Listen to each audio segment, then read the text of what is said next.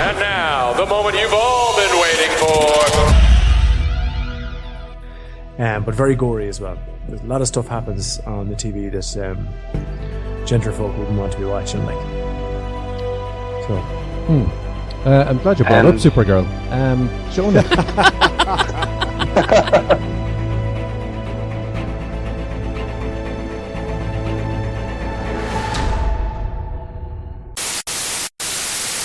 Good evening and welcome to Is It a Bicycle, Season 9, Episode 18, the original and bestest ever TV and movie podcast.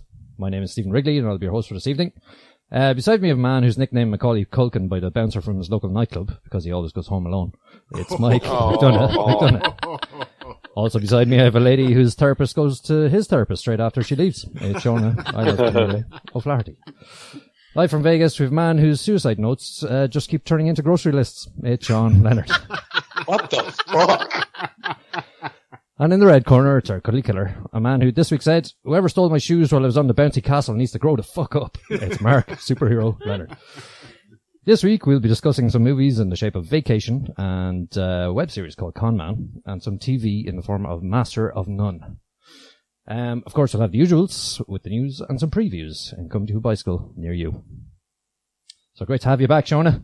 Hi guys, thanks. I have to say the Is It a Bicycle studio complex is looking fab already. A woman's touch and all that.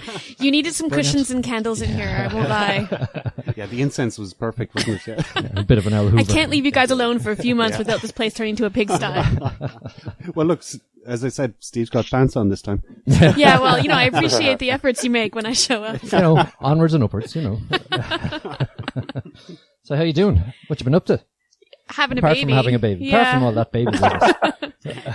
My time is mostly spent, not sleeping and watching television. Oh, so, midday TV and reality TV. Yep, Yeah. pretty much. So It's a good time. Sort of remember what a you couple weeks ago? Yes. Remember I mentioned about how I went For the out on record, Mark, I'm Halloween? going to stop you there. I do not remember a few weeks ago because everything falls out of the hole in my brain where sleep deprivation goes. Good old baby brain. Keeping you current. That's what it does, Shona. It keeps you in the now. That's true. I'm living a very zen life at the moment. Sorry, Mark, go on. So you might remember I talked about Halloween and how I went out and how I had a little bit too much to drink. Mm-hmm. Yes. I'm afraid some stories have emerged that I was completely unaware of from that night. Uh-oh. And it turns out that what in my head was just a little bit of dancing that happened at one point during the night was apparently a whole lot of dancing that turned me into the gayest Spider-Man ever to step on the dance floor. I have been likened to Beyonce, and I don't think it was a compliment. Did you get many numbers? I doubt it. Did you get many calls then? So far, we're okay. We've dodged that bullet so far. Okay. So anyway, I would like to reiterate my warning to all the young'uns listening. Don't drink too much, because you never know what the fuck's going to happen. I think though, Mark, if you're getting comparisons with Beyonce, like I would take that like a fucking badge on the shoulder. Like, way to go. But I'm a boy, though. But still, it's Beyonce. I think her supreme being kind of covers both male and female. I think it does a I think compliment. Beyonce is overrated. All right. No. Well, at least But you have to mask put on, that Mark. with... Are you as gay as the mug I'm holding that says, "I'm so gay, I shit rainbows"? This is the tea that I've been given from Mike and Is It a Bicycle Studios. Very classy joint. There's also a Which picture Mike of a no rainbow. doubt got from his kid. That has to be something that the young lad gave you. No, actually, it was courtesy of my good friend Stephen. I just saw it and I thought it was Mike all over. The other young lad that comes to Mike's house. So anyway, word of warning given, we can carry on with the show. So, what have we been doing last week? What you been watching? Let me just start with Shona. She must have a bucket load of Oh stuff my for us. god, the pressure. What are the highlights, Shona? I know you've been watching a lot of I daytime watch TV and so reality much TV. television. Yeah. I've restarted watching the reruns of America's Next Top Model, so I've caught up on seasons 18 through 22. I've also begun following a number of those models on Instagram and Twitter, because what else am I going to do with my time? I've also really gotten into, there's a reality show on TV called SAS, Who Dares Wins. Boy, I don't know I if you guys want have your seen it. life. Sorry? I want your life. I'm so far behind on America's Next Top Model. Well, it's cancelled now. You know that. It's done. Tyra has announced that not she's cancelled, finished. but it's just finished. Yeah, Tyra's like, that's all I've got in me, guys. 22 seasons. Wow. And you've watched all 22 seasons? No, I stopped at like season 10 or whatever when I was in high school and I moved to Toronto and I was like, I'm done with America's Next Top. I had my first glass of red wine to America's Next Top Model, like season 1. So I stopped for like 10 years. So when it was repeating on television, I was like, oh, I haven't watched this shit in a long time. And then I started watching it for some reason. Anyways, SAS Who Dares Wins, which is like special forces, training stuff, which I've been really into. I must say, I watched that too. Do you really? That show. Love it. Between this and the that non-reality TV show, I think you and I have a kindred spirit. That's in right. reality How television. do we go from special forces to nuns? Well, there are How two does shows that work? There are two shows that we have both watched and enjoyed, and Aren't they're they the same shitty thing? reality television. Aren't they the same thing? Aren't nuns like the special forces of Vatican? They're special forces for Jesus. Yeah, I Yeah, suppose. they can conceal a lot of weapons without you knowing. Like, Yeah, You know? yeah. Those habits cover a lot of things. Yeah. I'm telling you. Mike, what you been watching this week? I've been catching up with Zoo. I've all but one episode left to watch, so I'm not going to say anything because I think there's a big ending coming to this show. Oh, don't spoil it on us. Is it worth watching? Because I didn't even like that pilot that we reviewed. Of course it is. No, It's the okay, best thing on TV at the minute. okay. I actually couldn't watch that because my dog Neo feels the need to protect me from TV animals. Oh, really? Now, he would probably hide behind me from a real life animal. But man, does he get all up in the grill of fucking TV dogs and cats and anything. So, like, literally, Zoo is just completely unwatchable in this house. Yeah. And I kind of like it because it kind of has that Terra Nova gleam for me. Big time. Yeah. Well, I'll say nothing till next week. I'm keeping my powder dry. Is it worth it, Mike? Honestly, no. Is it worth? Oh yeah, I've enjoyed every minute of it. It's my kind of crap. Yeah, I was gonna say, Mark, this is Mike's opinion though, Yeah. so take that for what it's worth. This is Mike's equivalent of Chicago Fire in the Ah. Leonard household. It's Steve Z Nation, is it? Yeah. Yeah, okay. John, what you been I like watching? it. You're branding your own TV shows. Yeah. I actually engaged in American tradition. I went to my first drive-in movie. Ooh. Oh, cool. Did you make out So- with anyone? Well, no. I thought me, that's me why and my you go friend to JD drive-in. did not make out. Oh. Tell me you at so least brought we- a Chevy. We drove 3 cars over, right? There was about 10 of us. We drove 3 cars over there. And we were all like set up, we had, we brought in our own snacks because it's a car and we can do whatever the fuck we want. And that was lovely. And we're getting ready to watch Spectre, right? Mm-hmm. So, we use the radio. We go to a specific station on the radio to get the sound for the movie. And then the screen is just right there in front of us. You can drive up to whichever row you want. So we get there early. We all line up next to each other and we're ready to go. So I guess what I'll do is first I'll give you a little bit of a review of Spectre. It's a shit film. Oh. Sean. Terrible. I'm sorry. Excuse me. Can we just disconnect Sean now, please? No, I'm going to be watching this tonight, so I'm interested to hear the other side of the review. I heard your review the other day, and yeah. So Spectre is 2 hours and 40 minutes long or so, right? Oh, wow. Okay. That's very long. Yeah. Yes, that is very long. There is at least 1 hour that does not need to be in the movie. Ooh. There is a point about an hour in where the movie could have started and nothing would have been different. Okay. It is absolutely ridiculous. Characters are introduced and then completely forgotten about. There is no character arc for anyone in it at all. And any attempt that is made to do a character arc is so ham-handed that you wonder why they didn't spend any time on stuff like that instead of boring shit where people walk around. It seems that James Bond, who, not necessarily a role model for seduction in all of the films he's in this movie has one move to try and get information out of people who are always attractive women. He shakes them until they fuck him. That's ridiculous. Like, there were literally parts where that happened, and I just went, what the fuck are you doing? Like, this isn't gonna work. I thought you had done this before. And then obviously it works because no fucking reason. Why not? Shaun, I have three questions for you. Sure. Number one, does James Bond shoot anybody? Yeah, I think so. Does James Bond kiss a pretty girl? Yeah. Oh, yes. Not that she necessarily wanted him to, but yes, he does. Is there an Aston Martin in this movie? Probably. So what's your fucking problem? My problem is that any other, like, people complained a lot about Quantum of Solace, but at this point, unfortunately, James Bond, as played by Daniel Craig, the hierarchy of movies is now going to be Casino Royale, Skyfall, Quantum of Solace, this piece of shit. It's a terrible film. The action sequences are fine.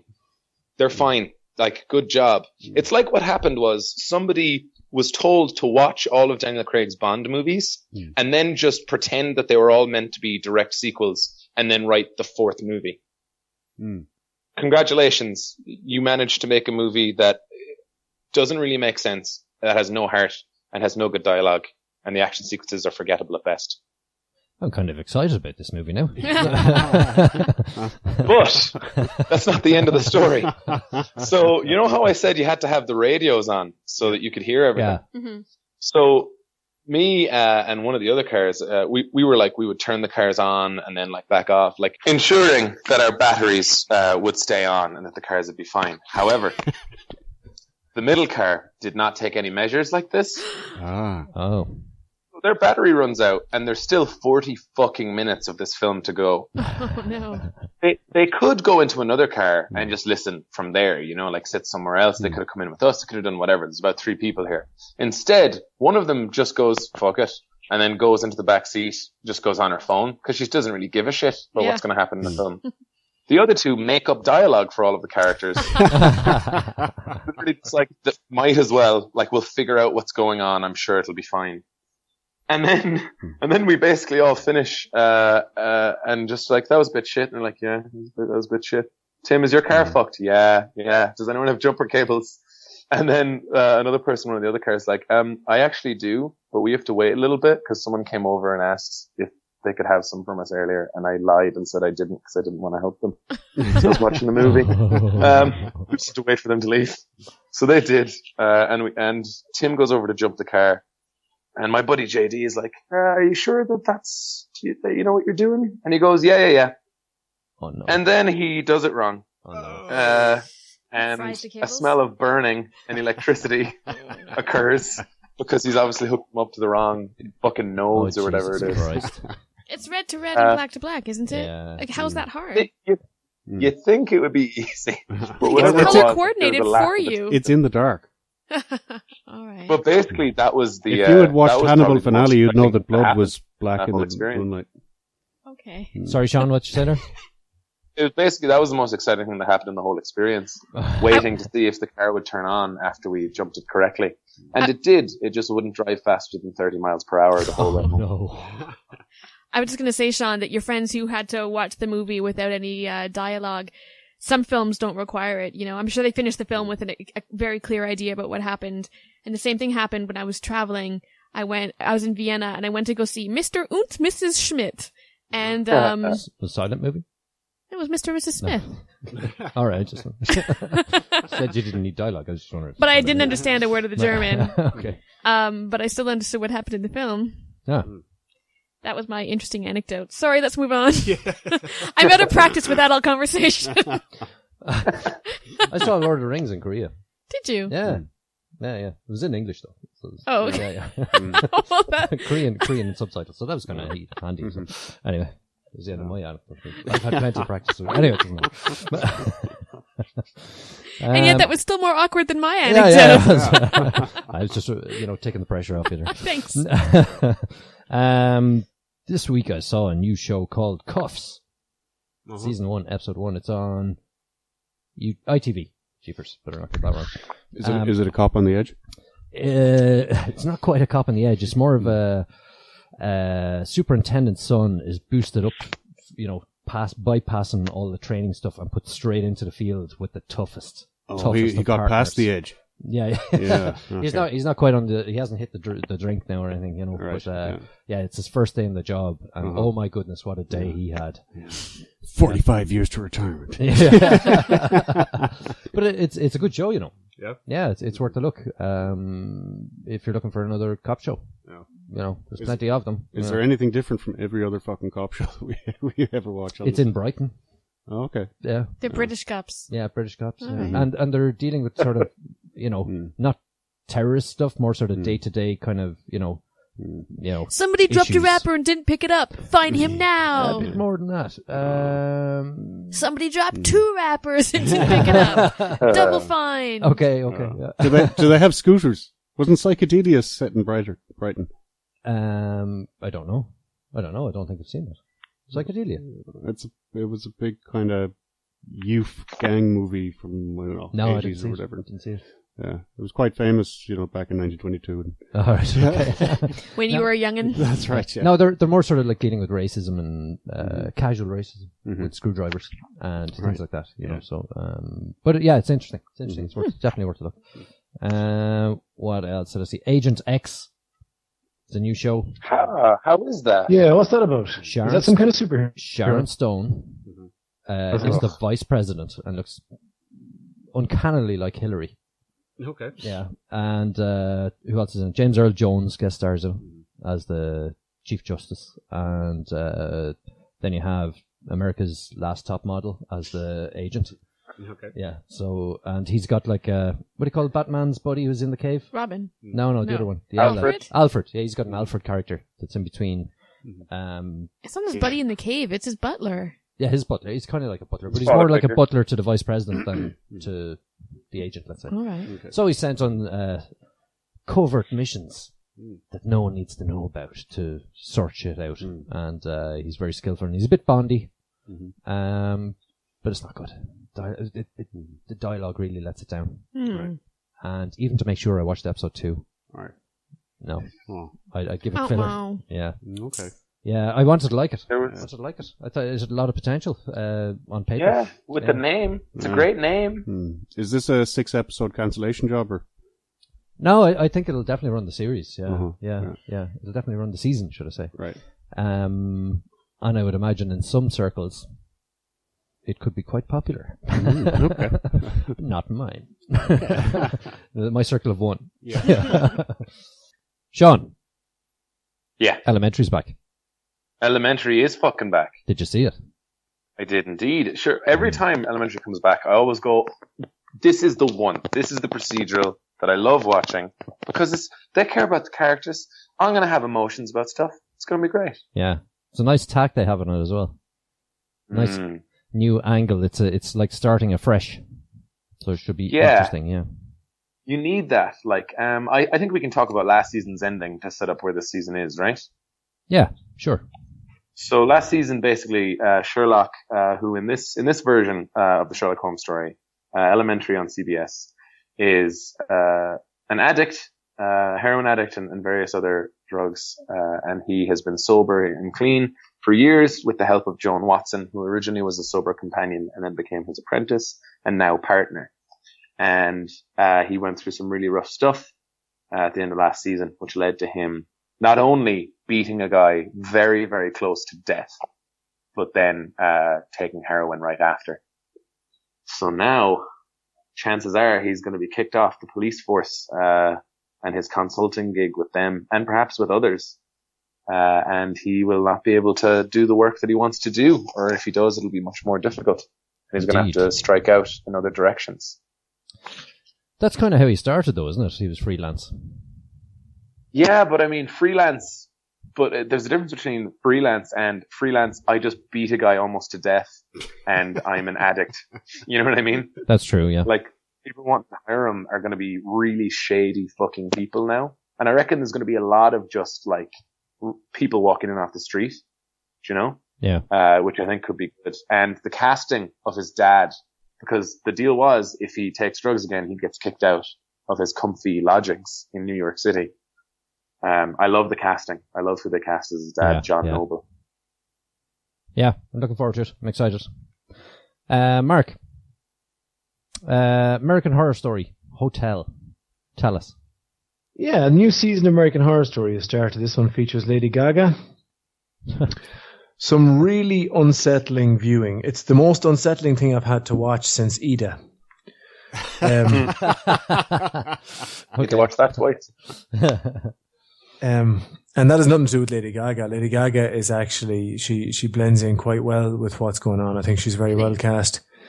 It is it's kind of a return to the original series. In this hotel, it seems like everybody in it is dead. But we're not really sure what's going on with that yet. But that's neither here nor there. There's no time to worry about mysteries like that because people are too busy really brutally abusing each other and killing each other. And it's just really hard to watch. Sounds excellent. So, like, it's riveting. Like, it's complete. You could not look away because you might miss another goring of somebody. Yeah. But I bet the tension is ridiculous as well. Yeah, because I gave up on American Horror because, like, the one in the circus and the one in the witch house Freak show. or whatever. Just gone so mainstream, man. Yeah, it just didn't have that bite that the first series did, you know. But it sounds like they realized their mistakes and they've repented. Back to basics, I think. All right. Did you watch Witches, which I quite liked? That was season 3, I think, or 4. Yeah, well, I watched a couple of episodes and I couldn't stomach it. It was just too. Oh, it wasn't it didn't fit with your worldview of Witches, right? Yeah, sorry. I thought that was actually a decent season. We watched all of that. Mm-hmm. Then I didn't watch Asylum. I skipped that one. Mm-hmm. And then I couldn't handle the Freak Show one either. Mm-hmm. But I don't know if we're going to watch more of this because you really have to be a glutton for punishment. It's just so hard to watch. But no, it's a return to form. Mm-hmm. It is very tense. So tense. It's tiring watching it. But very gory as well. There's a lot of stuff happens on the TV that gentler folk wouldn't want to be watching, like. So. I'm glad you brought up Supergirl. Shona. what did you tell us about Supergirl? Well, you guys reviewed it last week, didn't you? We did, yeah. So you don't need me to tell you No, what it's I about. want to know your thoughts on it. Well, I watched episode 2. We can talk about that. Yeah, I watched episode 2 as well. I like it. It kind of seems like a Nickelodeon version of Superman. But at least they're kind of aware of Superman, which I appreciate the references to it.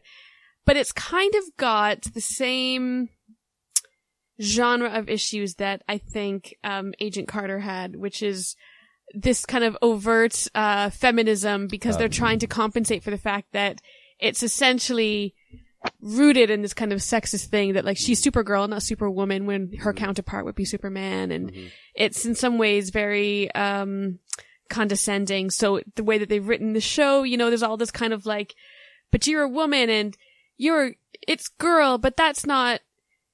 I totally didn't get any of that from it. Do you know the way Freud said towards the end of his life, everywhere he looked, he saw penises? Yeah, I remember that. That's a verbatim quote. Yeah. Okay.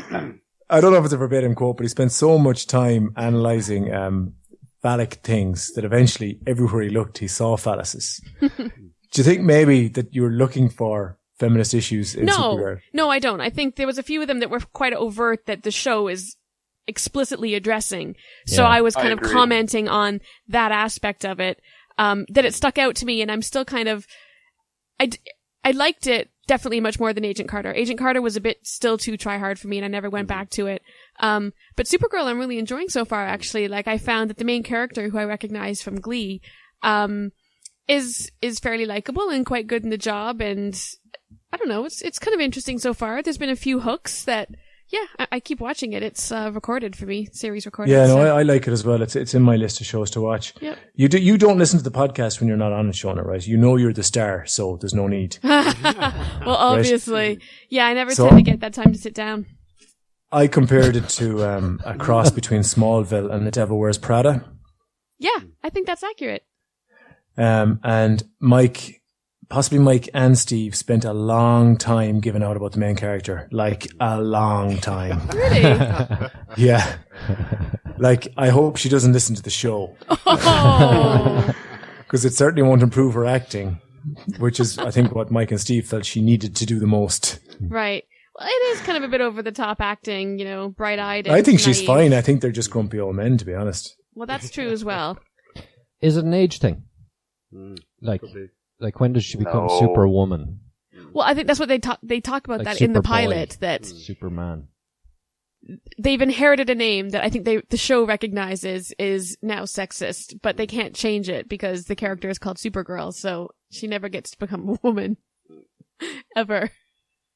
Maybe she just Shona, needs to meet Mike. back when Agent Carter was happening, you and I disagreed Yes. a lot about it. Yes. And then over your review of Supergirl, I was like, oh, we're going to agree. We're going to agree completely, because I noticed how it was really not even just dumbed down. It was just, I thought it was poorly written, poorly acted, over the top, lowest common denominator feminism, right? Yeah. And I was like, fuck this is boring and it's dumb, and why are they making these two people have this idiotic conversation about it? Oh, right, because they want people to think that they're good people and not idiots. I hate this so much. And then you said that you liked the show and you're going to keep watching it. Yep. So we disagree again. I don't know. I think we agree on our critique of the feminist slant that they're trying to give the show, that it's poorly done. But I still find something about the show enjoyable. I mean, it's not like riveting. I'm not, counting down the minutes to the next episode, but I enjoy it. I'm kind of curious to see how this kind of hapless girl is going to become a superhero. Yeah. I want to see how she becomes a woman. She never becomes a woman, ever. She is a girl for the rest of her Curious life. now. Could we, for a second, revisit Wicked City? I'm wondering Oh, if yeah. Mark has seen another episode of it. No. Oh. Ah, shit. Sorry, Next Sean. time. Fargo. Has anyone been keeping up to date on that season 2?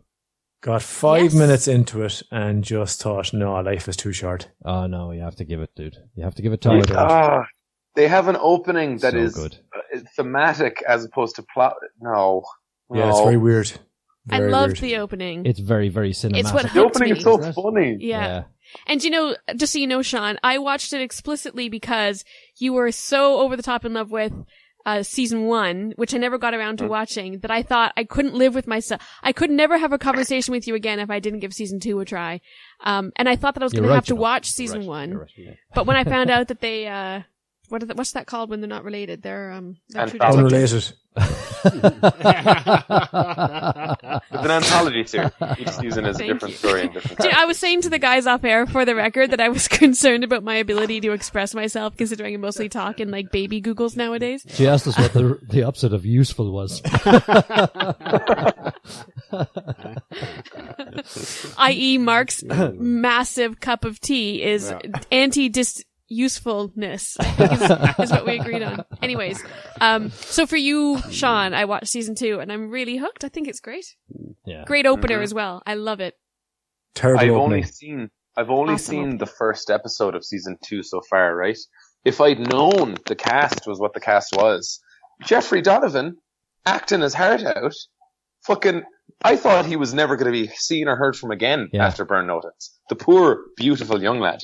And then it turns out, no, he's going to go be in that movie we reviewed, Sicario, and now he's fucking in season 2 of Fargo. I love it. I love when hapless people get into situations that they can't deal with, and then everything is fucking fucky. I love that shit. It's What's great. he like, Sean? Is he still playing his Burn Notice character, or is he able to change it up? He's changed it so much more. He's more different in this than I've seen him in any other of the jobs he's had. Like, he's basically a long-suffering older brother in a crime family. And it's like he can't understand how other people are not capable of doing things. And he's got the Fargo accent. It's fucking amazing. He's doing a great job for everything I've seen so far. And the dad of that family is Saul Ty. What's his name? Battlestar Galactica? Yeah. Yeah. The XO, and he's doing a great job as well. And, frickin' the ending song that they play is straight out of Oh Brother Where Art Thou. Oh, it is actually, yeah. As I went down to the river, that You and Me and the Devil Makes Three. Yeah. Oh, I loved it. I love those little references. Very It's good. good shit. Jesse Plemons is awesome in it as well. As So is Ted Danson. Nick Offerman's in it from Parks and Rec. Oh yeah. Oh, he's hilarious. Yep. Yeah. He's so funny. So, let's go to the news.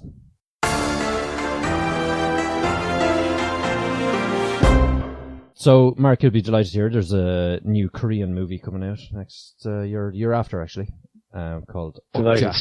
Delighted, yeah. It's by the director of Snowpiercer, Boon Joon-ho, and for a reported $40 million, he'll be directing this, and it is being backed by Netflix, and will star Tilda Swinton, Jake Gyllenhaal, Paul Dano, Bill Nighy, and Kelly MacDonald.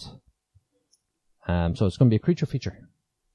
But not in a big scary monster going to kill you creature feature, more of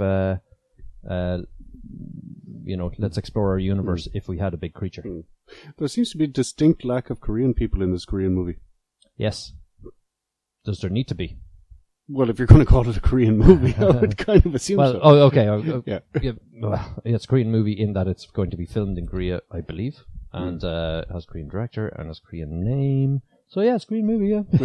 No, but it's a Netflix money, so Right, so Netflix offered it to him and has given him a bigger budget than he had for Snowpiercer, and also creative freedom.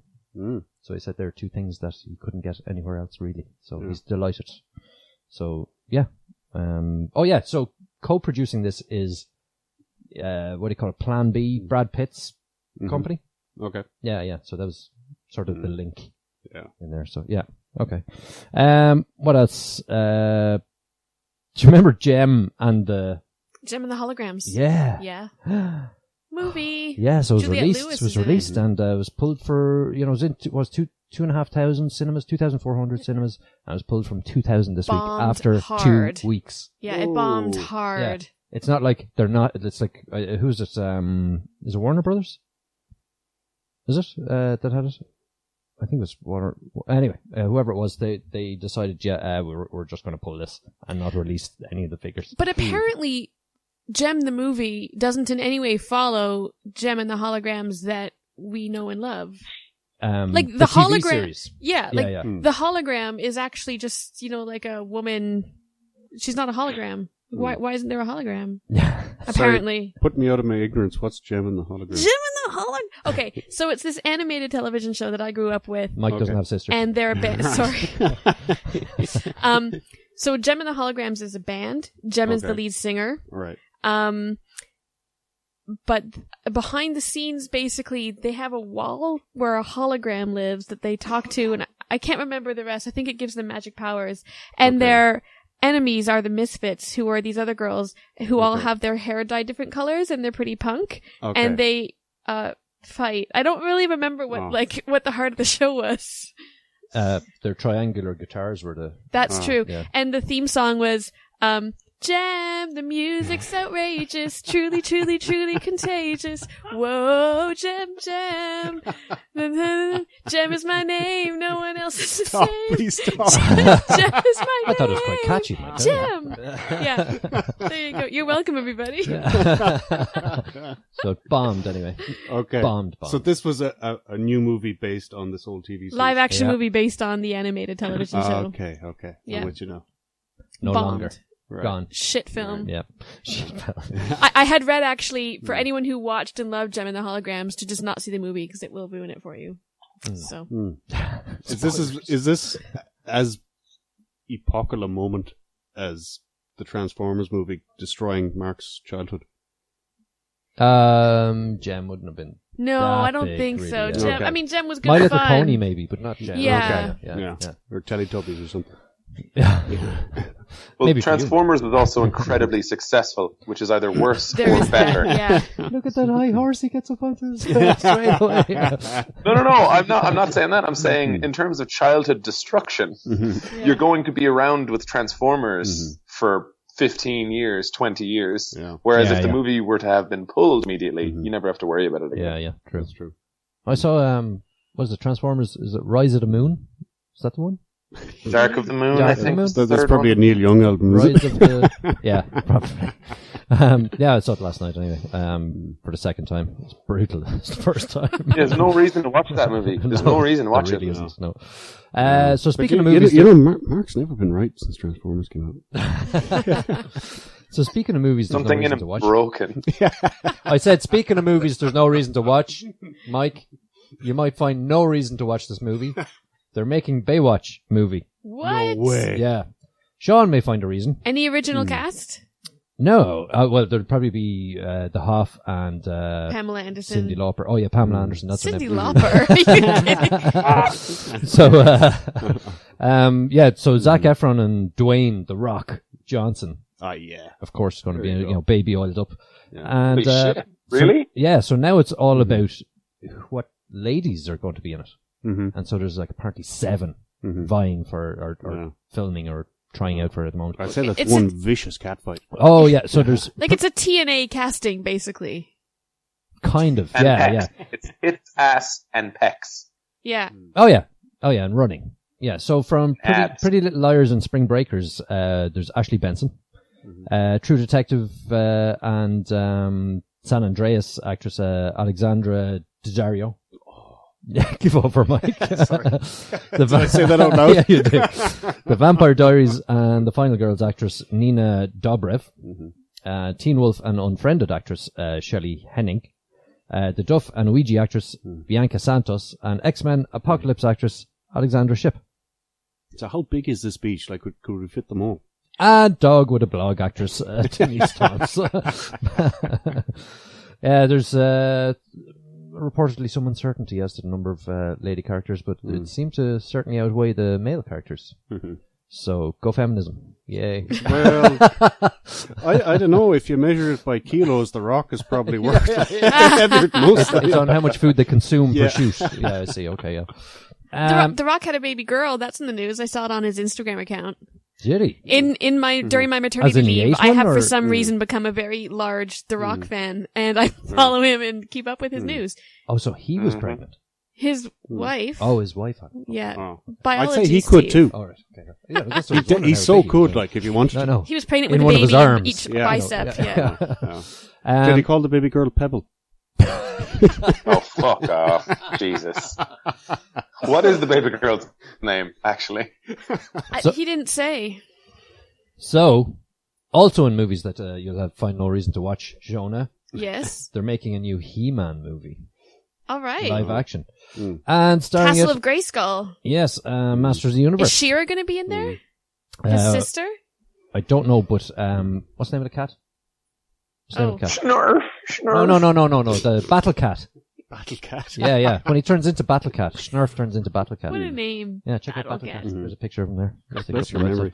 But bodybuilder and model Mike O'Hearn apparently is tipped to be the He-Man. So they basically just didn't have budget to hire The Rock? No. You don't Yeah. know Mike O'Hearn. All right. Yeah. That's, He's built like He-Man. yeah. not- He no, but- actually looks like He-Man He does. just made 3D. The Exactly. same muscle He- definition. Yeah, like he it was actually drawn looks on like him. he's photoshopped. Look at He him. does, yeah. Wow. It's pretty gross. It is a picture. He probably is. So I he bet was his bed sheets are all greasy from being greased up all the time. God. Ew. Sean, you may know him as Titan from American Gladiators. Oh, Yeah. Okay. I'm really worried now that he's just going to be shit at acting. You think? I think that might be a That's- valid concern. That's what they said about Arnold Schwarzenegger. And The Rock, incidentally. Yep. And And how wrong And they were. how much depth does Dwayne Johnson have? Loads of depth. I'd say about 4 feet. Lots of them. He's great. So we talked about gem and holograms. Yeah, it's still on 50 screens. I had Yay. some news, Steve. Oh, yeah? Mhm. Great. I had some news, just two small bits. Do you guys know that on December 4th, Netflix will be airing a holiday special called A Very Murray Christmas, No. starring Bill Murray, Murray. That was and Brilliant. written and directed by, I believe, Sofia Coppola. Ooh. Oh, cool. So what it basically is Bill Murray playing himself has a Christmas party, and he's worried no one's going to be able to make it because of the weather. And it's written by Sofia Coppola, lost in translation. So obviously that's how they know each other. Bill Murray and Mitch Glazer, who worked on Scrooged, which I fucking love. I was just going to say, wasn't that a Bill Murray one? Exactly, yeah. But we it want was to an see the updated Scrooge nipples. thing. Yeah. So it's actually an homage to the classic variety show where Murray played himself. He worries no one will show up because of the storm in New York City. Cool. But through luck and perseverance, they arrive at the Carlisle Hotel to help him. There's dancing and singing. And here's who's in it.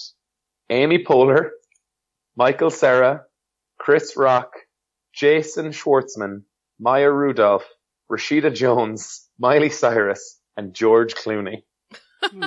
Wow. Sold. So I think it's just going to be a bunch of really famous people fucking around and being funny. And I'm so in. That sounds awesome. Cool. Yeah. So December 4th, watch your calendars. And perhaps something that I'm even more excited for, which I didn't really know was happening, or else I knew and I forgot. The 5th film in the Bourne franchise is currently filming in London. Is that the Jeremy Renner one, or is Matt Damon back? Oh no. Not only is Matt Damon back, Paul Greengrass, the director of Supremacy and Ultimatum, is back as well. Ooh, cool. And the big question that I wanted answered was, thankfully, it will not involve any crossover with Jeremy Renner's character. They're just going to pretend it didn't happen? I think because I mean, they already had all that weird crossover stuff in the Bourne Legacy one anyway, without having to pay Matt Damon to be in it. So I think they're just going to have it be that Jason Bourne went somewhere else. And apparently it's taking place, they're filming in London right now, and it's taking place in a post-Snowden, recessionary Europe. So it's going to be based in Europe like the original Bourne, was. So I don't know. I'm really excited. They're keeping, tight lips about it. But I can say the two other people that are in it, are Tommy Lee Jones, who I'm excited about. Julia Stiles is coming back. And the antagonist assassin, we believe is to be played by Vincent Cassel, who you guys might remember as the attractive French guy from anything. Right. So it's already the best film of whatever year it comes out in, ever. I mean, I think it's going to be really good. There's 23 photos that just popped up from some people who saw they were filming on a rooftop and were like, I'm going to take photos of this shit. And it's just Matt Damon threatening people with a gun. It's great. It looks like he needs information. I'm really excited about it. Cool. Yeah. Oh, one other thing. Brooklyn came out this week with Saoirse Ronan. Oh, yeah. Yeah. Apparently the biggest movie in 20 years in Ireland. Wow. And I have no intention of ever seeing it. I can't see that trailer without bawling. Really? And I'm looking forward to seeing that film. Yeah. It's got a lot of positive reaction. Yeah. God. Yeah. Not just here. Oscar tipped, apparently. Yeah. Oh, that would be perfect Oscar material, wouldn't it? It's Oscar fodder all the way. Yeah, for sure. Jesus. Mike. God. In the face of adversity. Yeah. Okay. I'm so sad. Give over. I love two men, and I can only have one. Sometimes immigrating is really hard, Mike, and then your heart's in two places, and you have to leave a family behind, and your new home becomes your old home, and it's so sad. Do you hear me, Shaun? Yeah, Mike. Yeah. You guys are currently at least equaled, if not outnumbered, by immigrants. Yeah. Dirty immigrants. Yeah, taking our gerbs. Stealing their women, taking their jobs. Okay, so let's start with the first of our movies. Mark, tell us about Vacation. So Vacation is the sequel to the National Lampoon series of the 80s, I think, around then, which starred Chevy Chase at the time. So it's been updated slightly. Similar mode, and they actually make direct reference to the fact that there was another vacation film once upon a time at the start of the movie, saying this is a different vacation from that vacation because we have two boys. The last one had a boy and a girl, so it's a completely different vacation. But it's about a father trying to reconnect with his unhappy wife and, I guess, dissonant children, and spend some quality time driving to Wally World, a lot like Chevy Chase did in the original National Lampoon Vacation film. Now, Shaun, what do you think of this? So yeah, I went in not really knowing anything about it. But I do like films like this. I like road movies that work the genre well and that have good comedic performances. the youngest kid in this passes the bicycle test of not spitting on himself with flying colours. He does, doesn't he? Absolutely hilarious. Like, some of the jokes in this genuinely did make me L to the O to the L. Like, there's just a scene where the little kid is attacking the elder brother, and I pissed myself a little bit. Like, a little pea went out of my dick hole and went down my leg. It was really fucking funny. And there's several moments like that where I think that the real humor comes from the meanness of what's going on. And I think that whenever they dipped into the slightly darker side of humor, that really got me going. Some of the other stuff of just like the pratfalls or that kind of comedy. Yeah. It wasn't bad. It wasn't hitting the mark all that well for me, but I was still enjoying myself throughout. And I think the main thing that you need to do in a comedy like this, especially a family comedy, right? And essentially this is exactly what family comedies nowadays are. They're a little bit vulgar, or a lot vulgar. And you have a bunch of famous people just get into some weird, absurd scenarios because they're pushing the envelope since the Lampoon Vacations and other family comedies of that time, back in the 80s, and moving all the way up to now. So the only other important thing is for you to care, for you to actually care about these people, because if you care, it'll be funnier when they succeed, and you'll get that heartwarming feeling inside, and it'll probably also be more effective when they fail. And I think that I pretty much cared about everyone in the core unit of these 4 people. I actually think that I gave a shit about what was going on. So yeah, I don't know. For now, that's what I've got percolating. Okay. Cool. Shona, did you see this? I hated this film. You hated it? Mm-hmm. How much did you hate it? I don't understand who this film is made for. I was wondering if it was a family film, Shaun. But it started too vulgar and kind of stayed too vulgar, and I couldn't imagine a kid comfortably watching that movie with their parents. And I couldn't imagine parents sitting down to be like, kids, let's watch this film together, where basically the kid is a massive asshole and they swear all the time. So I was very confused about who the audience was, because it seemed much too vulgar to be a family film and then too Disney-like to be a grown-up film. So I was really confused about the audience. I found every single character to be very cookie-cutter, 2D. There was nothing interesting about any of them. They were all exactly who you think they are from the first second that you meet them, and there are no surprises. They just continue on in having very predictable experiences, every single one of them. Why are we laughing? I'm sorry, I'm just thinking about moments in the movie as you say them. Jesus, that was so fucking funny. Do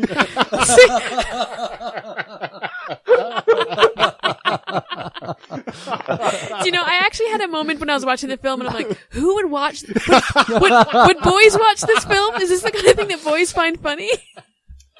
I watched this with a certain lady friend, and she found it as funny as I did. We were crying, laughing. Really? I haven't laughed at a movie so much, ever, I'd say. Really? Ever, yeah. Now, I don't know if it's a particular mood I was in, or, or whatever. Were you drunk?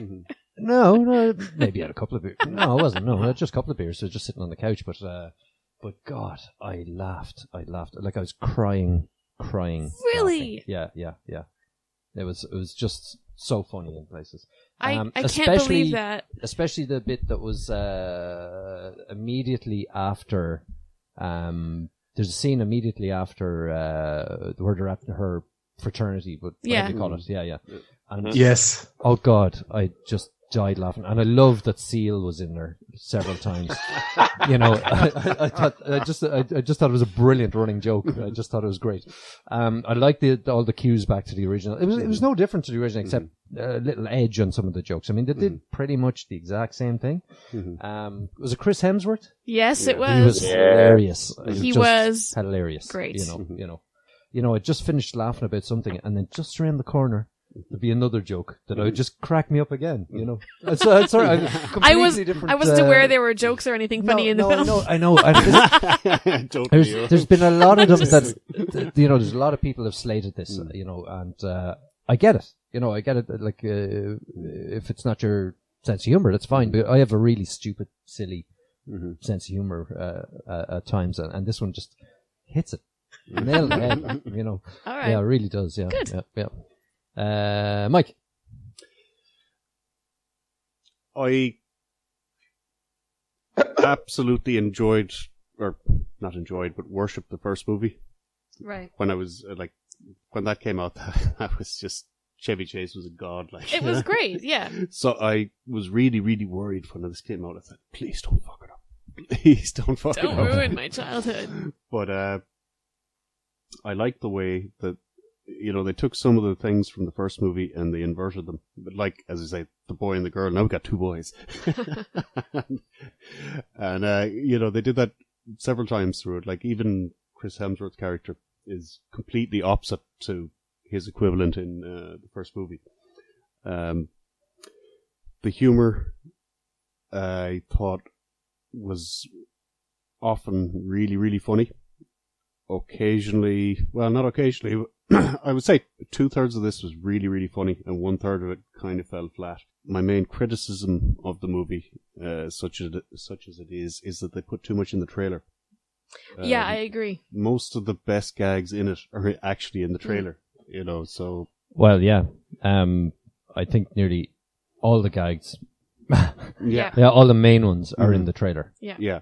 This is one of those movies that just don't watch the trailer. Yeah. Yeah. I watched the trailer before I watched the film. Yeah. Uh-huh. And then as I was watching the film, it seemed like every time that there was a crescendo, I was like, oh, this was the part they put in the trailer. Oh, Yeah. this is the part that was in the trailer. Exactly. Yeah. I so wish that I hadn't seen that trailer, Yeah. because it did take from my enjoyment of the movie. Yeah. Had I gone into it cold, I think it would have been a much, much better experience for me. There's some great characters in it. Sorry, Shaun, I'm not. It's okay, Steve. We're allowed to have different opinions. I think that's actually why we do the podcast, isn't it? Yeah. But the youngest kid, he just gave me such a laugh, because he was such a bully and such. He got away. He was such an asshole. He got away with so much. It was kind of like Stewie, wasn't he? Yeah, exactly. That's exactly where it's going. But Christine Applegate, I thought, was excellent in this. She kind of carried the movie nearly. She was the central character for me anyway. Yeah. It was good to see Chevy Chase. Who else is in it? Leslie Mann. God damn, he got old. Oh my god. Yeah. The Leslie Mann thing. When Yeah. they're at dinner and her husband is so successful and she's just like, how could you not like that joke at the very least, Shona? No, She's like, I was going to save that from my marking of the film, but the only part that I liked was their visit to Chris Hemsworth and Leslie Mann. Those two, like those characters just made what was enjoyable about the film. Why wouldn't I hurt cattle? Also Chris Hemsworth's abs. Yeah. And- His abs, yeah. always, yeah. He's lost so much mass since Thor and the Avengers, though. Yeah, it's true. He was quite lean. Yeah, he's extremely lean. The other kind of, it embiggened my spirit to see him so skinny. The That'll other bit was, fucking teach you, Thor. The car they had, the Tartan Prancer. Yeah. I thought that was just brilliant as well. They've actually got ads. Yeah. They did, mock ads. Oh, really? For the that car. That's a And good they have a guy marketing coming technique. out like throwing, sort of like back reverse hook kicks and all this kind of dressed in a suit, and smoking and this kind of stuff. It's just the coolest car ever. 6 ashtrays. The external cup holder. Yeah. They actually showed that as a feature. It's brilliant. Yeah. But yeah, it's on YouTube. It's worth a look. I think the trailer kind of was a problem for me watching it. It interfered with my enjoyment.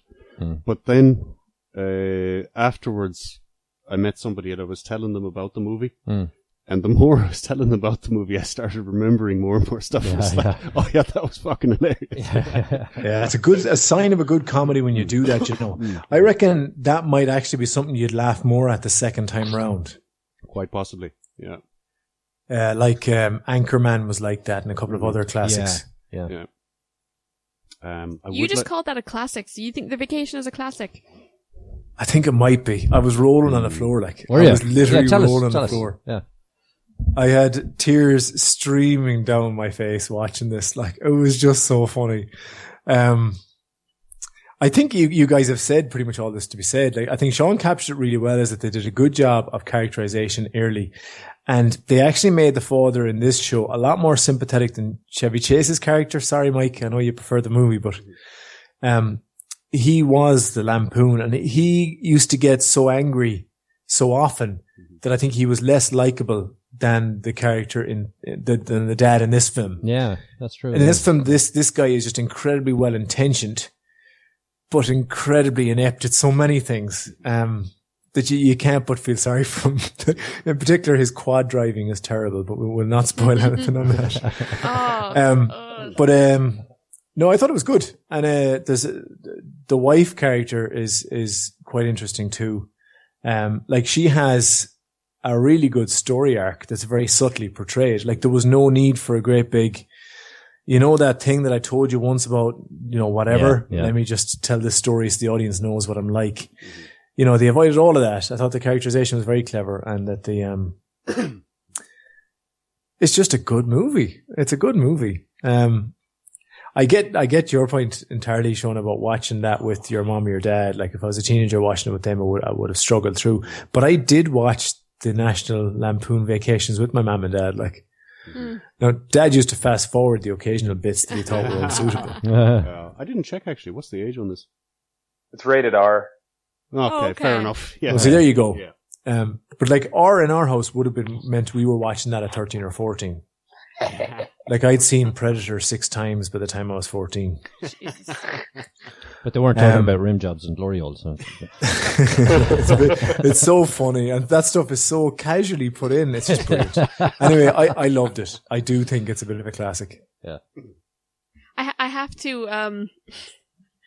I feel like I'm looking for feminist problems. Now that you've mentioned it, Mark, every single film I've seen, it's just like, well, actually, women. But one of the things that stuck out to me, just in terms of the humor, was, in the beginning, there's kind of the little kid's bullying his older brother, and he keeps calling his brother like a vagina, and it was so hilarious that it was so insulting that someone would have a vagina. I don't know. And then there's something about tampons later on, and it's just like, oh man, come on.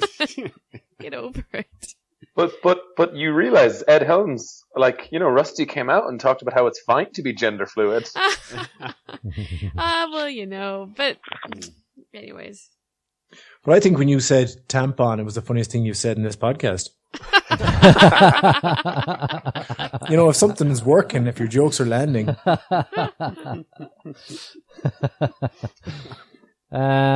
Okay, do we want to mark this? I personally can't wait to mark it.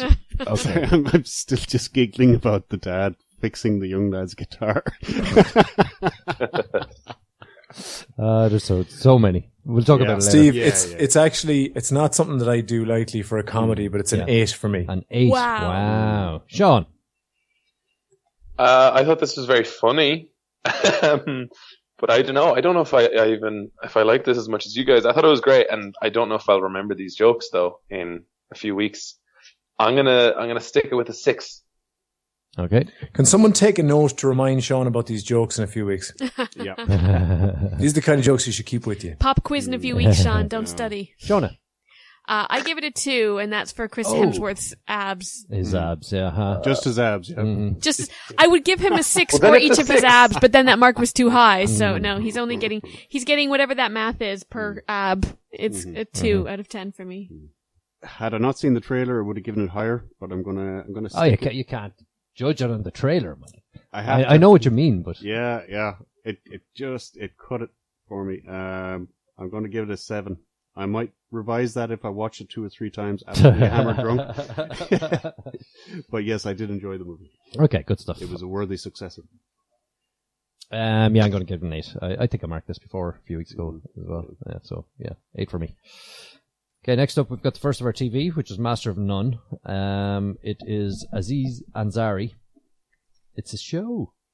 Mm-hmm. Yeah. And he plays a 30-year-old actor in New York, and it's about his personal and professional life and the adventures he gets up to. His shenanigans. Yeah. So, Shaun, I'll start with you.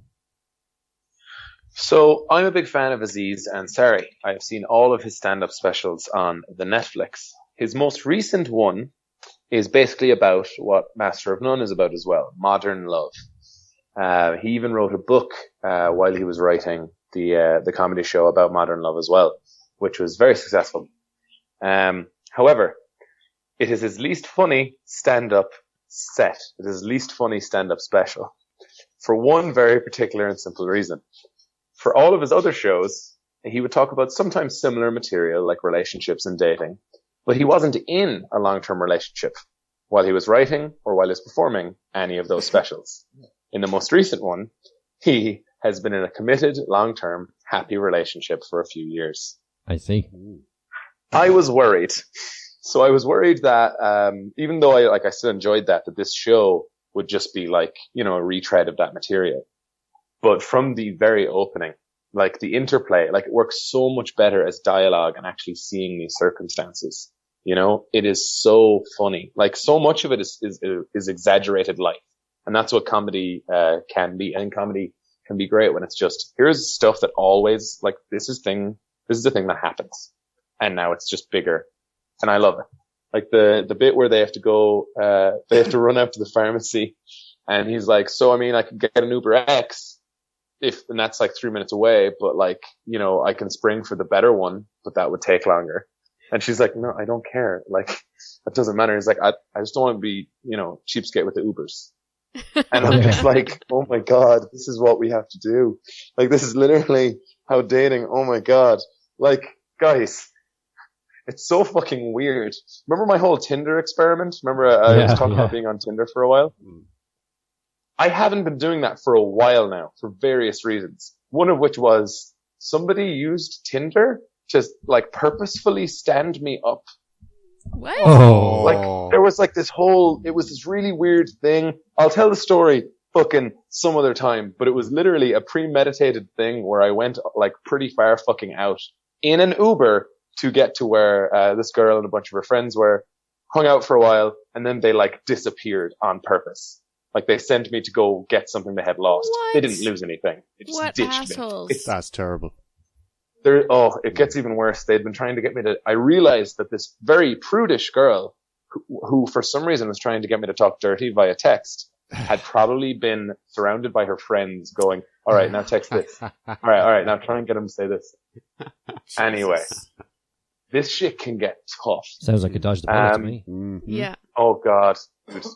Anyway, the point is, I do find that a lot of aspects of this true to life, but I appreciate that they don't just focus on, here is a scenario of things that can happen. They actually care about their characters. Yeah. And the emotions, like the things that they want in life, because they're really just, Aziz's character is just trying to figure out what is the best lived life. Like how can I, like what would be best? Relationship, kid, like what would be best? How can I be happy? And that is always, to me, interesting, as long as the people involved are in some way interesting. And throughout, with all the cameos and all the people in this so far, throughout, really interesting, really funny, really charming. I think that's a really good description of the show. I don't think I have anything else to say. I do. Mark. I didn't like it. Oh, why? I'm pretty sure I hated it the whole time. I'm pretty sure I hated it. Like, this is not to take away from Shaun's review. He's everything he said is 100% on point about it. It's probably just a taste thing. Like, it wasn't contrived, but I did feel that there was a lack of comic timing that just stopped the jokes from landing on me, I guess. Like that whole opening scene where he's with the girl. Like, I was just going, this is not funny. It's just a bit cringy, and they're just kind of exchanging lines of dialogue, that are a little bit out of place, so are supposed to be funny off the back of that, and I just didn't find them funny. So by the time we got into the main body of the show, I'd already not laughed quite a bit, where I was probably supposed to. So I'd take from that it's probably just not meant for me, or my preference in humor doesn't match with what they were shooting for. And that kind of continued all the way throughout. I found the characters' interplay pretty awkward. And, that's probably what they're trying to do, right? They're trying to show how things can be awkward and all the rest. But it wasn't funny, at least not for me. And his kind of displacement from the lives of the other people around them. See, maybe I was identifying with the wrong groups in this TV show. But I just kind of thought, like, there's really nothing to worry about here. This is just people getting on with stuff, get on with it yourself. And then he tries, and that's fair enough. But just didn't find it funny, right? I'm not going to labour the point, because I do think it's a taste thing. I think I'm with you there. I think I was waiting for the punchline all the time. Yeah. I was waiting the whole episode for the punchline. Like, I know exactly what you mean at the start of it. I was sort of going, okay, this is kind of interesting to see where it's going, but I can see there's a lead up to something, but it didn't lead up to anything. I was like, okay, there's no joke there. Okay? Yeah, just not funny. Yeah, I just felt like I was being set up for a punchline that never arrived, you know? I think, though, with the tone of the show, that this show, contrary to Aziz's other stuff, isn't really kind of stand-up material where I think you would necessarily laugh out loud. I don't think the tone is meant to be quite the same.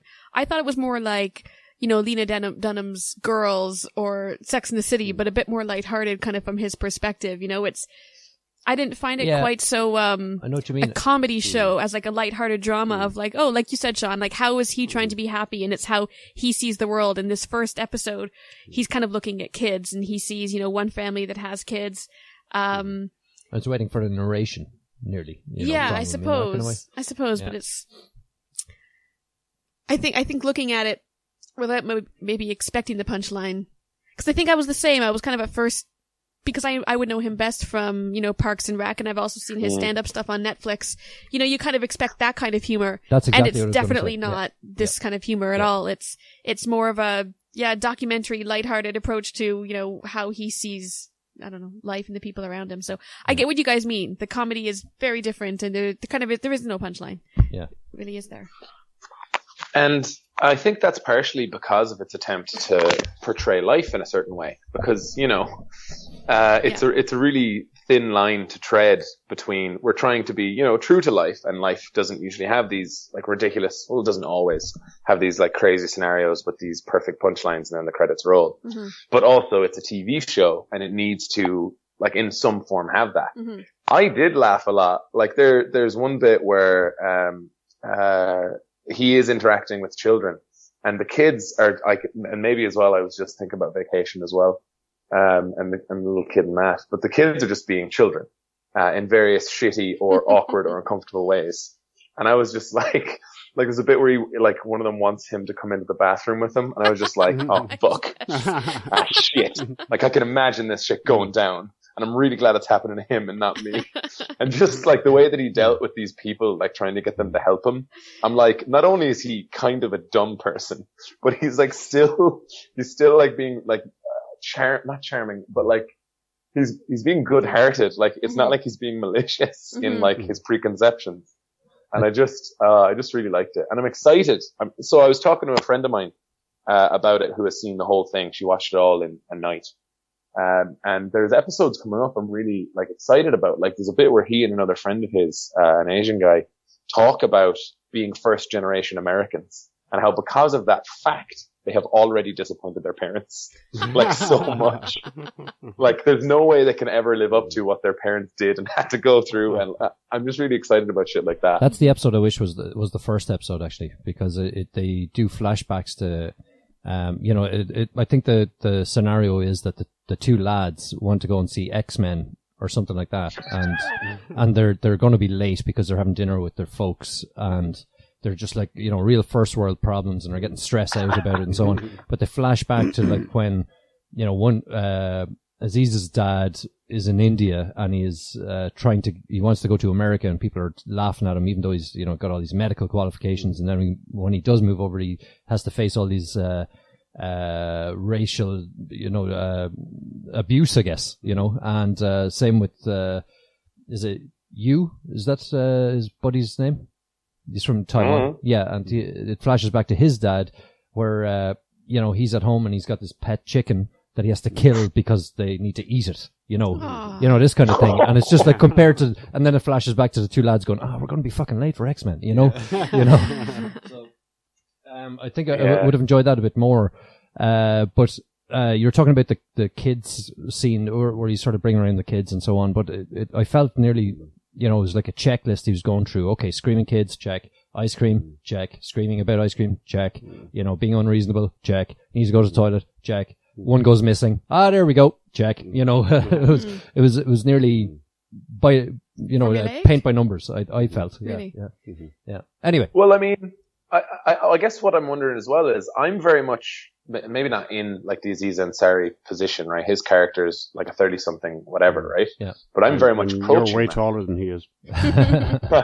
I'm very much approaching that point in my life, and eventually will start thinking even more about relationships and like what I want in terms of career, family, blah, blah, blah, blah. Mm-hmm. And then, like, maybe you guys are on the other side. You know what I mean? Like, kids and stuff like that I have no knowledge or experience of. Mm-hmm. So what may be to me, this is the kind of shit I have to worry about potentially in the future, could be to you guys old hat. Or you could just have a different perspective on it. I was wondering. No, I'd say, Shaun, like, as someone who has only recently crossed that threshold into being on the other side, I think there's still a lot that's so relatable about, like, his concern about how to look after these kids that aren't his own. Because I've been in that position for sure. before. Yeah. You're around somebody else's. I remember the first time, meeting a friend of mine's, kids, and I remember just thinking, like, how do I talk to them? Do they find funny the things I find funny? And I know that as a kid, I always hated when people condescended to me, but then, like, as an adult, I was like, if I don't condescend to them, then am I going to start talking like it's a vacation? I'll be like, what the fuck do you like? Have you seen porn yet? Like, I don't, what's that fine line? I don't know. When it's your own kids, you're like, oh, well, who cares if I fuck up because I'm the parent? But when it's somebody else's kids, you're like, oh shit. And I did love, I'm just going to point out one of my favorite parts of the whole thing when they go into the frozen yogurt and the kids just go, black lady, Asian man. I was just like, yes. Because that happens. I've seen that. Like, I've seen so many kids do that. They just say. It's happened to me. Has it really? And it's also happened to me where I used to bring the young lad swimming, water babies. He was only 2 or less than 2. 2. And we were changing. This guy was coming in for a session afterwards. Massive dude, tattooed up. Yeah. And he looks over at him and he goes, "Why did someone draw on your back?" And then he's just like, "No, a friend did it for me." "Why did he do that?" I was just like, "Shut the fuck up." "Oh, look at this towel, it's pink, yay." Just trying to distract him. Anyway. But Steve, does the clan not have a private pool for you? Or? The clan? Okay, Mike. Okay. Have we said enough of this? Or I think have you another? Just quickly, okay, go for it. We need to talk about the visual tone of the film. Because, like, for example, when they're at the playground and there's the French kind of music playing over the kids, and it's kind of shot in a very almost like French style, isn't it? Stylistically, I thought it was something different from what I've seen in this type of show before. Did you guys have a thought on that? Yes. Did it stick That was a out close one. For a second, I thought none of us had any thoughts. I just thought that the music, they did a good job choosing music to go with the show, and I thought that there was some scenes that were shot stylistically, like the one in the playground, and I thought, oh, that's interesting. That the style, much like I think the content of this comedy, has so much heart. That's all. Yeah. Well, no, I would agree. They're definitely trying stuff, but I haven't, in the first episode alone, and I am going to watch the rest of this, spoiler alert for my review. In the pilot, I haven't gotten a sense of their overall aesthetic yet. So I'm not sure if they're just like trying stuff to try and make it interesting, which is fine. Like, I'm a fan of that. Or if they do have like a specific thing that'll keep coming up, like the flashbacks or the imagined futures and stuff like that. Yeah, I think that was might good. be an interesting thing. Yeah. I thought that was a good use of while he's kind of contemplating his various thoughts on children, which is kind of what this episode focuses on. He at one point, imagines the future and it's a very rosy picture, and at a different time he imagines the future and it's a fucking ugly picture. I'm really surprised that all 4 of you thought this was a comedy. Well, like, it's... I thought this was a horror. Having been shat out the backside of life's rich pageant on the opposite side from Shaun. You're so colourful, Mike. I missed you. Did you miss me, Shaun? I actually didn't miss you at all now. Go on. Sometimes, like, friends of mine have babies and stuff, and every now and then I think to myself, wouldn't it be nice maybe if I had another baby? And then I saw this show, and I just thought, thank fucking God. It's a great advertisement for just getting sterilized. I think. Jeez. Yeah. So there you go, Shaun. There's something to think about tonight. Yeah. I liked his buddy Arnold. I thought he was fun. Yeah. Yeah. I know he's mostly a writer rather than an actor, but I think he's funny. I think he'd do well in other stuff. I think he has his own thing. Tim, isn't he one of the guys from Tim and Eric's show? Yes, he is. Yeah. But what do you call it? I think in this he reminded me of some people, actually, not just one, but he, as sort of likable as he is, he's as equally irritating, I think, as well. Yeah. You know, we all have that friend, huh? Yeah. Right, let's mark this. Shona, thriller. Thriller. Okay. Mike? I don't think this is a bad show, but I don't have a lot of interest in the material, so I'm not going to watch it again, so it's a filler for me. Okay. Mark? Filler all the way, I'm afraid. Shaun?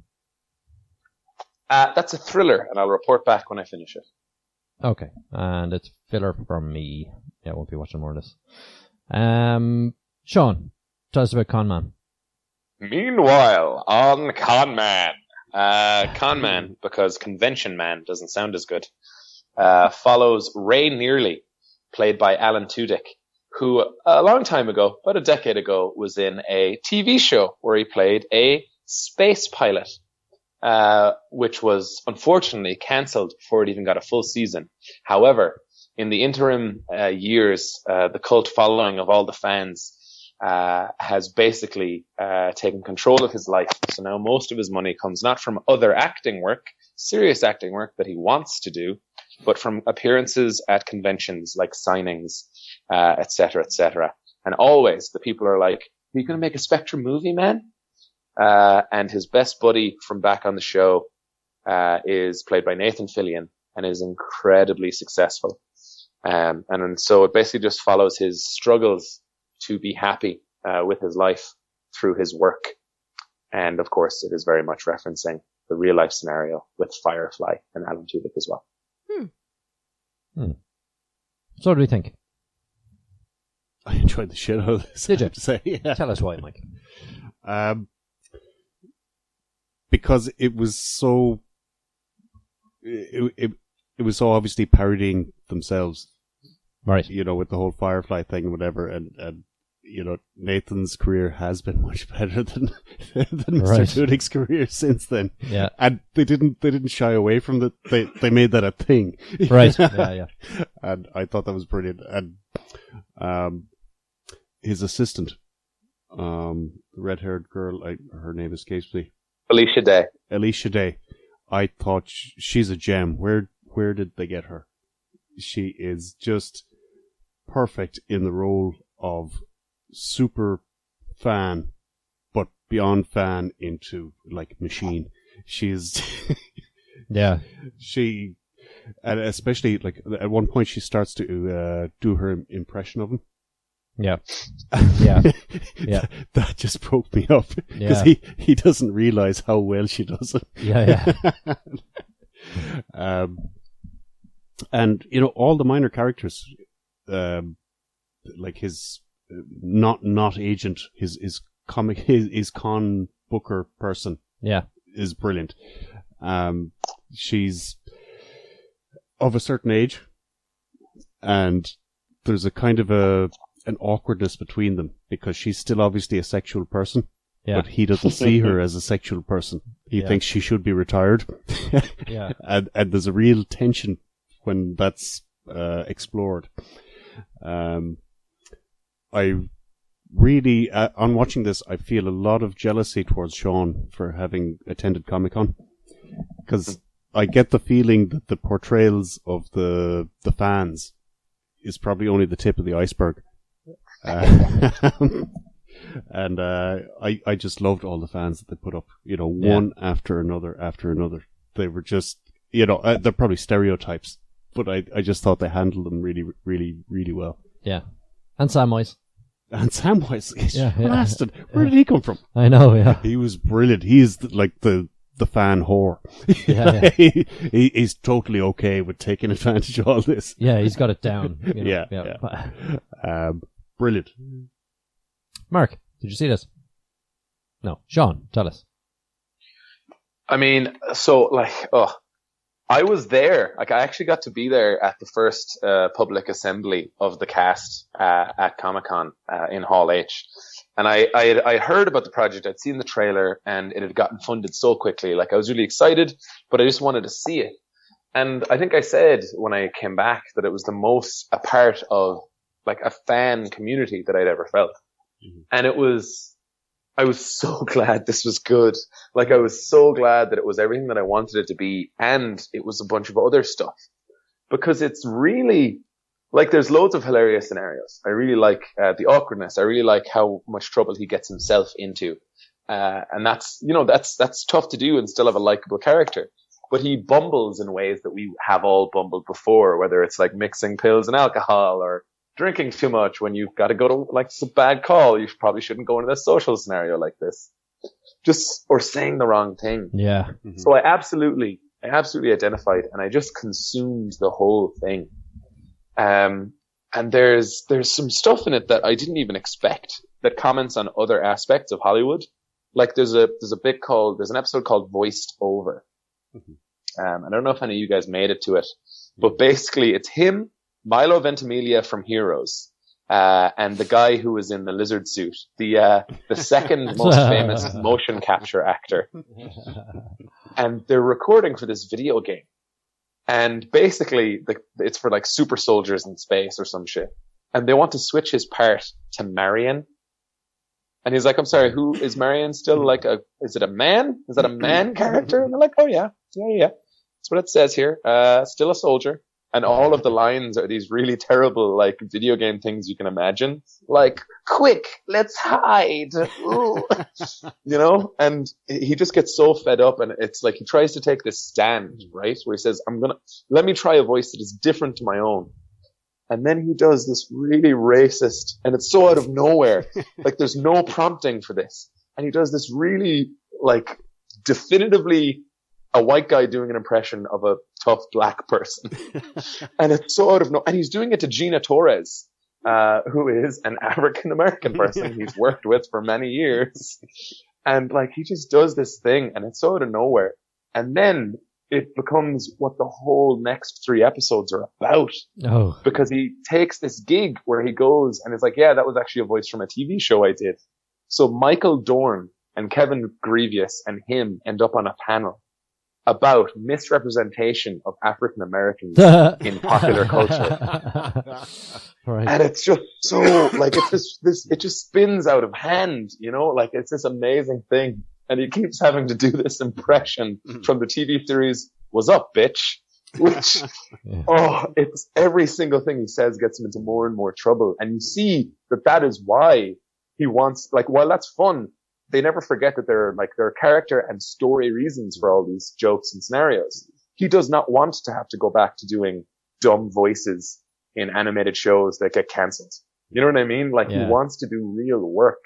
And it all culminates so well. You actually get to see some footage from a lost episode of the Spectrum TV show. And he fucking acts his heart out in it. And you literally can say to yourself, and it says this in the trailer, like, this is the best thing he's ever done. And it was 10 years ago. So I really feel for it. I feel for the whole thing. And great cameos throughout from so many people. Yeah, I saw the first 4 episodes, and I have to say I enjoyed them as well. Especially the first one. I really liked the setup. I really liked him being caught by fans before he's even left the airport. Stuff like that. Yeah, I thought it was great. Yeah, really enjoyed it. I think you've said everything else. It's got love in it. Mm-hmm. You know, a lot of shows are just by the numbers or whatever. Yeah. But this thing, like, not only did they get the funding to put it together or make a show, but you can tell that everybody that was part of this did it for the love of it. They just had a great fucking time. It's Kickstarter, right? Yeah. It's Kickstarter, and it's on Vimeo. Like, literally, you just, and they reference Vimeo sometimes in it as well. You literally just pay, and then you own it forever on any device you want. Wow, cool. Yeah. Okay. you want to mark it, or are we trailer filler it? I'm not sure how to do this. I think because it's basically like short segments of episodes, A series. and it like amounts to like 3 or 4. I guess it's a thriller filler thing. Yeah. Okay. I get the feeling it's thriller all around. Yeah, for me, definitely. Yeah, Yeah, I enjoyed the hell out of it. It's a thriller for me. Okay. looking forward to more. Go watch it. Okay, cool. So next up, we have some previews in Coming to a Bicycle near you.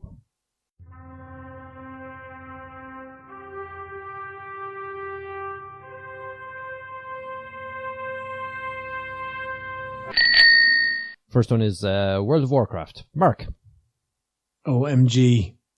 I knew this day would come. If we were patient and we waited long enough, someday they would make it into a movie. And they have done. The popular, massive multiplayer online game World of Warcraft is now getting its very own movie. And this is the first trailer for that franchise. So it shows the orcs leaving their homeworld, which is dying, and getting involved in a kind of a Dances with Wolves type scenario with the humans. Yeah, it looks very impressive. And it seems to cater for quite a wide audience. Mm-hmm. They seem to have elements of nearly everything in it, don't they? What do you reckon? Did you watch this? It seems like it's got kind of that Lord of the Rings appeal. I mean, to me, anyways, that was the first thing I thought when I saw it, especially since there's orcs in this. Yeah. But the other thing that really stood out to me is that it really looks like a video game that is a movie and not a game someone is playing. It seems like it would be more interesting, but that visual aspect, I think, I'm a little bit weary on. Mike? I don't like the look of this, Steve. Really? Yeah. Too cartoony? Too cartoony, and Yes. this pretty orcs. Who the Pretty fuck? orcs. Who the fuck ever heard of a good-looking orc? I didn't I'm spot any. putting a line in the sand there. That cannot happen. That is an abomination. Eye of the beholder, Mike. They're pretty clean looking orcs. Yeah. Well, but they do look like the characters from World of Warcraft. I've never played World of Warcraft. Uh, But I do know the only good orc is a dead orc. So I think that's the thing. I think that this film and the trailer Yeah. have to be judged as a standalone from the video game. Yeah. It is quite cartoony. Yeah. All the same, though, I think it looks pretty good. Really? Yeah. Because my question is, do you have to play the video game to be interested in this? No. Mark, I assume you've played the game. Are you interested in seeing the film? Yeah, absolutely. Yeah. And Steve, you haven't played it. No, I haven't played it. But no, you still want to see the film, I've maybe? seen footage of, let's say. Yeah. But no, I'm interested in seeing it, yeah. Okay. Yeah. And I'm not usually into games that are made into movies. But this one... Is that a trend? I thought that this was kind of like one of the first... No, it's the first World of Warcraft movie. Yeah, no, I know. No, but there's loads. Is there a trend of video game? Well, Tomb Raider, I guess, is one, right? Yeah, and that one with the Zombies Underground one, with Mila Jovovich. Wasn't it her? Yeah. Yeah, that one. Into the Dark, or Dark something, or... Ah, Jesus. How the hell... No. Didn't they make Zelda into I'm a movie? humiliated. I can't remember that name. Catsuits Forever or something. Yeah. Stop. And of course we had that disaster Pixels during the summer. Oh, Anyway, God. Yeah. So yeah, there's been a few. So there is a trend, okay. But a quick question for Mark. Assassin's Creed is coming out too, actually, soon. Yes, that yes. looks potentially good. Yeah. Mark, you've played this game? Yeah, I have a little bit, Mike. Nothing major. Are you, or have you ever been sexually attracted to an orc? Based There on are your some gameplay. pretty orc ladies in this, Mike. But I'm going to have to keep that one to myself. There was a baby orc in this trailer that looks like Shrek. Yeah. It actually just looks like they took Shrek, like someone forgot to undo the Photoshop joke that they made, and they left Shrek in the film. Anyways. So we're all agreed we're going to watch this, yeah? Get the fuck. So next one we looked at is American Hero. I was kind of disappointed because I thought it was going to be the greatest American Hero. Yeah, A that'd remake be cool. of that would have been cool. But do you remember that series? Early 80s? Refresh my memory. Believe it or not, it's just me. No? No, not Grace really. Walking on air. Oh, it's hilarious. Walking. Anyway.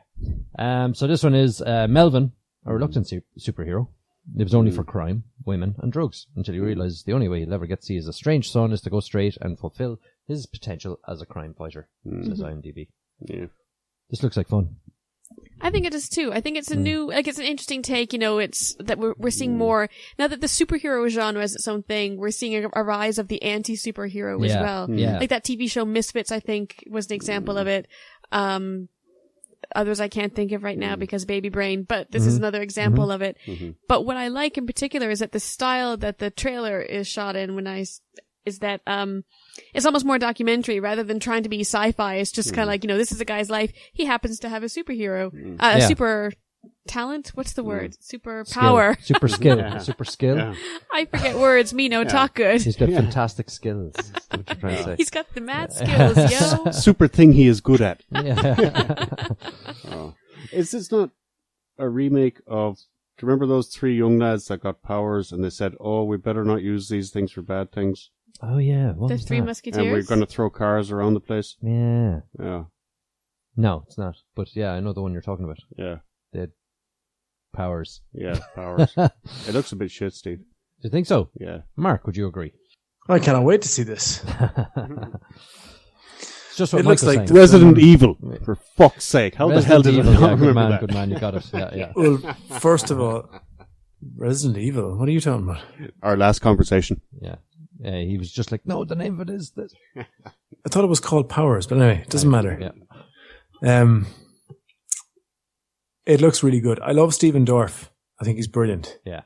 Haven't seen him in anything in a while. It looks like he's totally Stephen Dorffing up this trailer. And hopefully he'll do the same with the film. He came across in the little we saw really believable as the gritty, drinking, drugging, smoking, petty crime. And I think it'll be really interesting watching him trying to transition to the straight and narrow. So I'm looking forward to seeing that. I think he'd bring a lot of life to that on screen. Cool. Yeah, I think it looks entertaining. Yeah. Yeah, okay. Applesauce. Oh, Christ. Where'd you Yeah. get this one? This one's a bit left field, isn't it? Because of Steve Buscemi? Well, this is 2 married couples become increasingly agitated with each other as they find more about each other's pasts, and one of the foursome keeps receiving unpleasant packages from an unknown source. Yeah, so like fingers and feet and stuff. Hey. Yeah, I'd like to see this. It's intriguing. You don't look like you agree with me. There's not a chance I'm going to watch Oh, this. really? Did you see this? Yeah, me either. I didn't Steve, see this the is trailer, the biggest but load of tripe. Yeah, this does not sound like my kind of thing. This is the kind of thing that Woody Allen just fucking, Really? finds on the No. bottom on the bottom of his compost heap and says, that's a bit shite.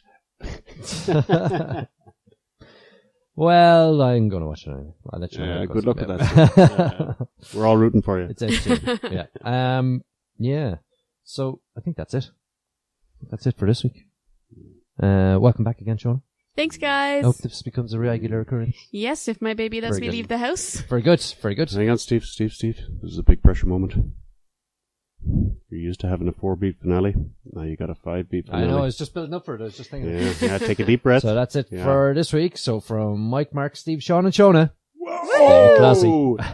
Nailed it.